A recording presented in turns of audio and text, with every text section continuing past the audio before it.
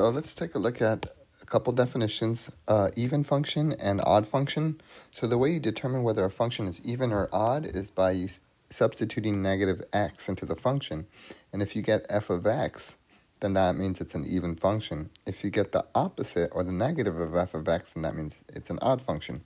So one example would be x squared. If you substitute negative x into x squared, you're going to end up with x squared, which is the function that you started with. Therefore, that would be an example of an even function. And then similarly, an odd function, if you substitute negative x into x cubed, you're going to get negative x cubed, which is equal to the function that you started with. I'm sorry, it's equal to the opposite of the function that you started with. It's equal to the negative of the function.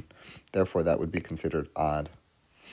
So let's determine whether this is even, odd, or neither. It could be neither. Oh, and one more thing. If it's an even function, then that's going to be symmetric to the y-axis, the graph would be. And if it's odd, then the graph will be symmetric with respect to the origin. So, for example, for x squared, that would look like this. That's a parabola, and as you can see, that's y-axis symmetry because it's symmetric about the y-axis. And for x cubed, that would look like this.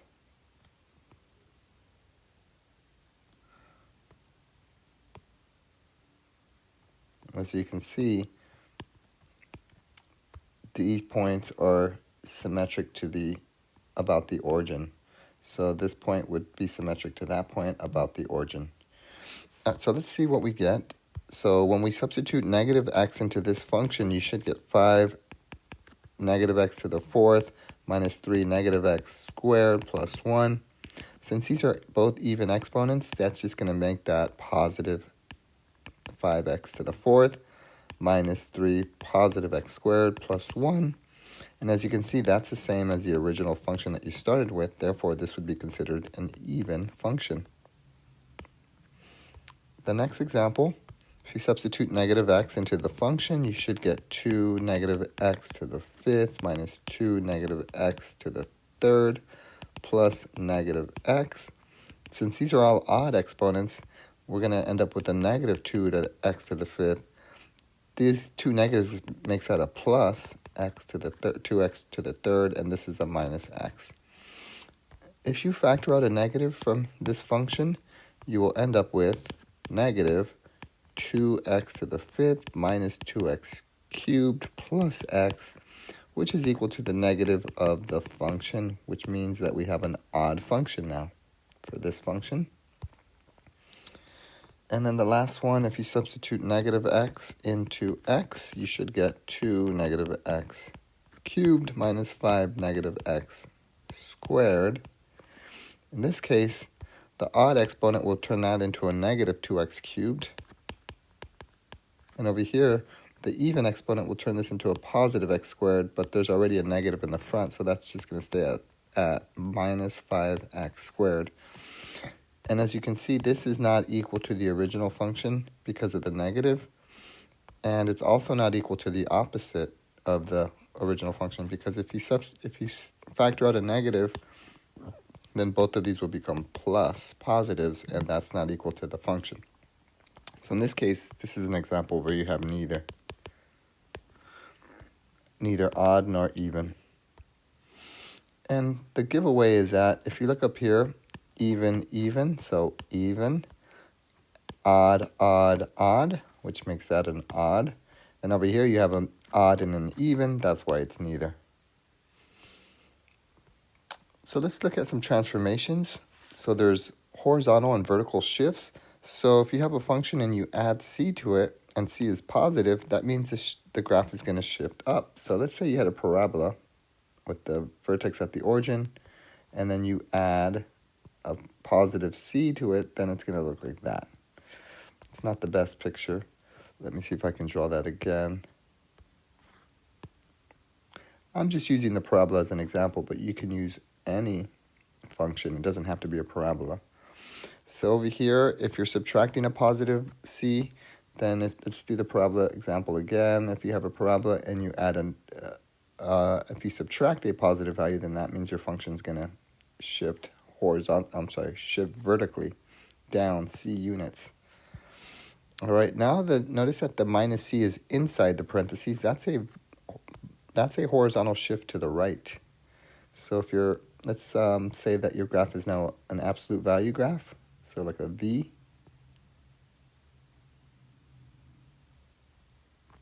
And you have a horizontal shift, that would be a shift to the right. All right, the next example, if you're adding a positive c inside the parentheses, and that's going to shift left. So let's stick with the absolute value function. If you shift left, your graph is going to go to the left. Just like that. All right, now we're going to do horizontal and vertical stretches. So now if you're multiplying by a value that's greater than 1, if you're multiplying that, then that's going to stretch vertically. So let's say you had a parabola once again.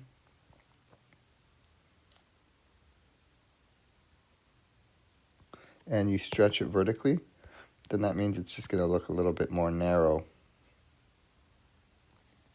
All right.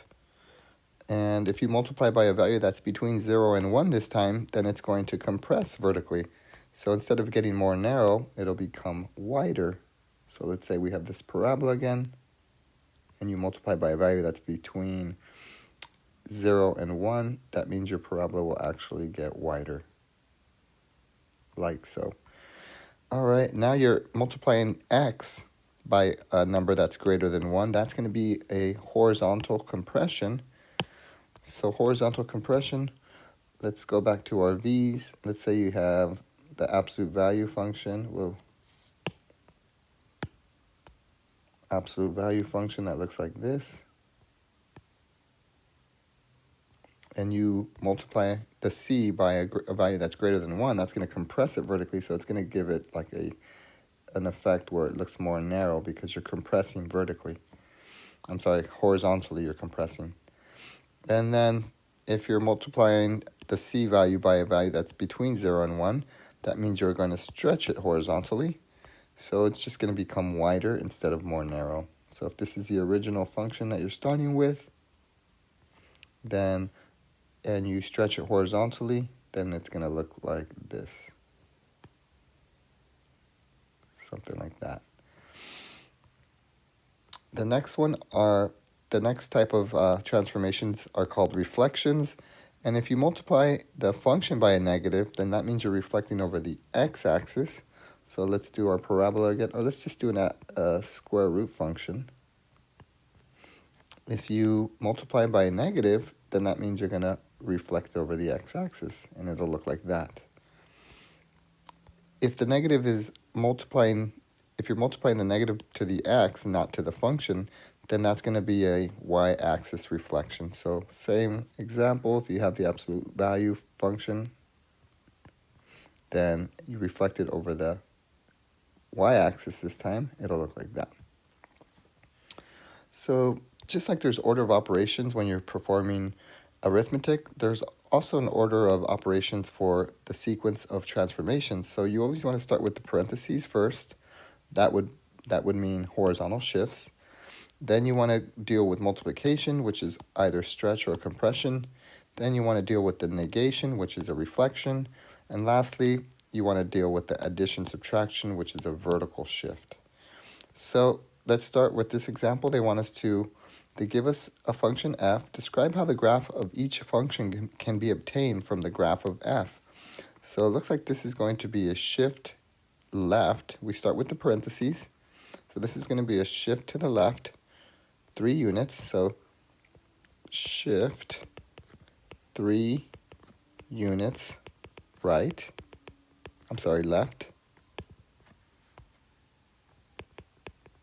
And then this second transformation is step 4, because there's no multiplication, so we skipped it. There are no negations, so we skip it. Now we go down to addition subtraction, which is a vertical shift, and that would be shift down 2 units. And that is it.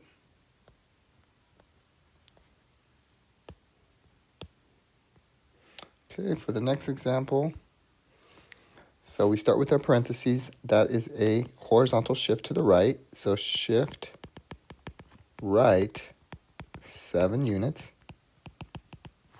Then we deal with the multiplication. I'm going to separate the 2 and the negative, so I'm just going to focus on the 2 because that's greater than 1. That means that's a vertical stretch. Vertical stretch by a factor of 2.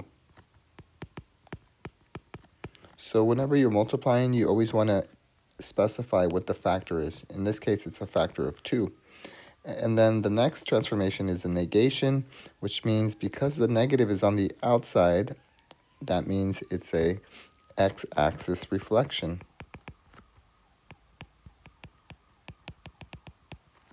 As opposed to if the negative were in front of the x, then it would be a y-axis reflection. And then the final transformation is this +3, which is a vertical shift. So shift up 3 units. And that does it for all of the transformations. There's 4 of them total. So now we have a function that's a square root function, and there's 2 transformations of the horizontal shift and the vertical shift. So we start with the horizontal shift. So we're going to shift 4 units left. And then you're going to shift 3 units down.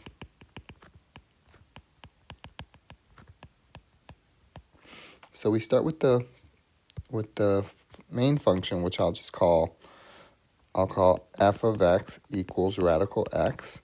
So if you were to graph that, that would be like 0, 0, 1, 1, 4, 2. That would look like this.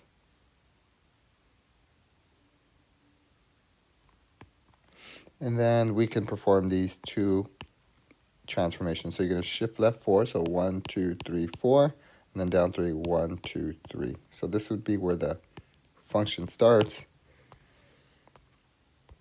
So 1, 2, 3, 4 left, 1, 2, 3 down. And then this point would go right 1, up 1. And this would be 4, 2. So 1, 2, 3, 4, 1, 2. That's good enough. And so there's your transformation. This one's in red. This was in black. All right, next one. So the function here is a quadratic because of the square. So once again, I'll call it f of x. In this case, it's x squared is the function that we start with. So you can plot a couple points, 0, 0, 1, 1, negative 1, 1 would work for that parabola. All right, and then the transformations are shift 1 unit right. You always start with the parentheses. Then the multiplications come next. So I'm going to separate the 2 and the minus sign. So now we're going to vertical stretch by a factor of 2. And then the third transformation is a negative. So that's going to be an x-axis reflection again. And then the last transformation is this +3, which means shift up 3 units. Shift up 3 units. So those are the 4 transformations. 1, 2, 3, 4. So what I would do is I would pick this point first, the vertex, and then I would do those 4 transformations on that single point. So shift to the right 1, vertical stretch by a factor of 2, you can't because it's on 0. Then x-axis reflection, you can't because you're on the x-axis, and then shift up 3 units. So 1, 2, 3. All right, and then if you do that to this point, you're going to go right 1, stretch by a factor of 2. So if you multiply by a factor of 2, 1 times 2 is 2. So now you're here.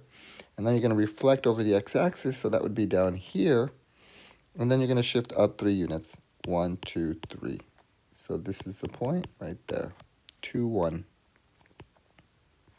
And then the final point would be this one. You're going to shift that point to the right 1. You're going to stretch it by 2. That means you multiply that by 2 is 2. And then you reflect it over the x-axis. That would be down here at -2. And then you shift up 3 units. 1, 2, 3. So this is where your point would be. And as you can see, it is an upside down parabola now because of that reflection. Okay, so for this example, they want us to, this would be a horizontal shift to the right. So shift 1 unit right. So that would just go here, here, here, here, here.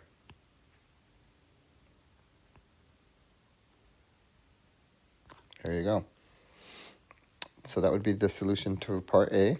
I'm going to have to erase and redo this for every problem. This would be a y-axis reflection because the negative is in front of the x, not in front of the function. So if you reflect that over the y-axis, the little triangle will go to the right side, and the big triangle will go to the left side. So that's what that would look like. For the next example, we have a shift down 3 units.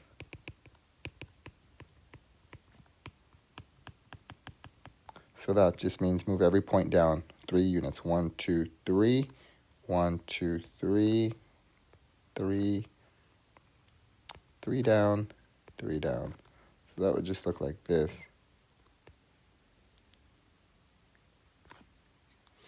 And for the final one, we are going to stretch stretch vertically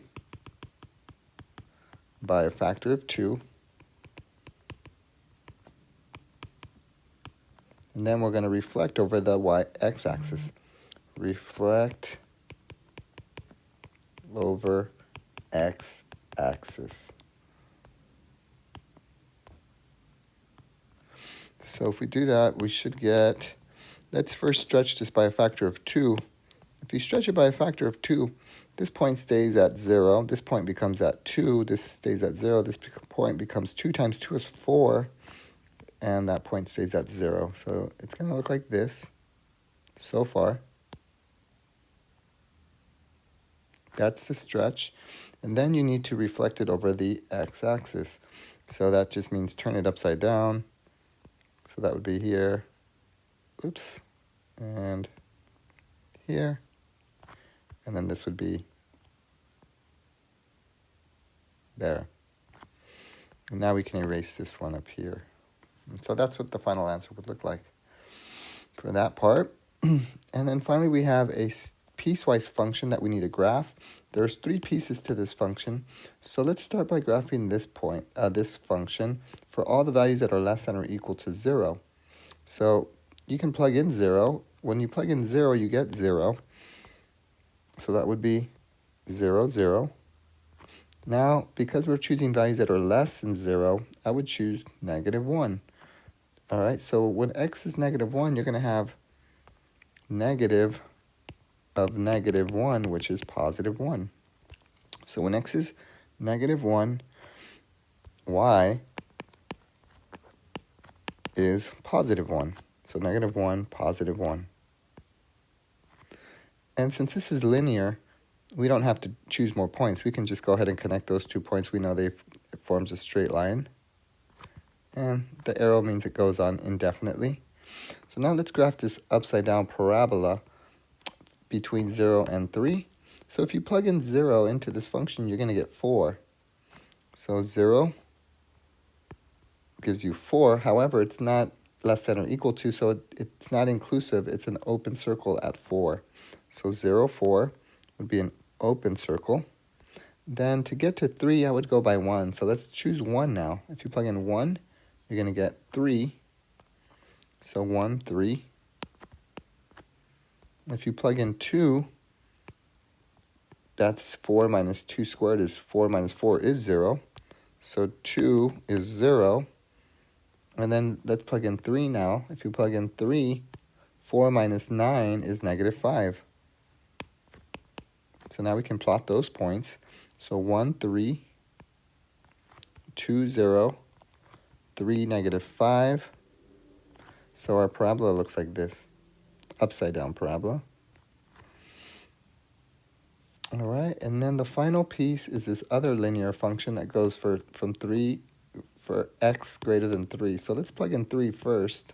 If you plug in 3, you get 0, but it doesn't have the equals on the bottom, so it should be an open circle at 0, at 3. So open circle. All right, now since it says x is greater than 3, we can choose 4. If you plug in 4, you're going to get 1. So 4, comma 1. And since this is a linear function, this is a line, you can just connect these 2 points and form a line. Whoa.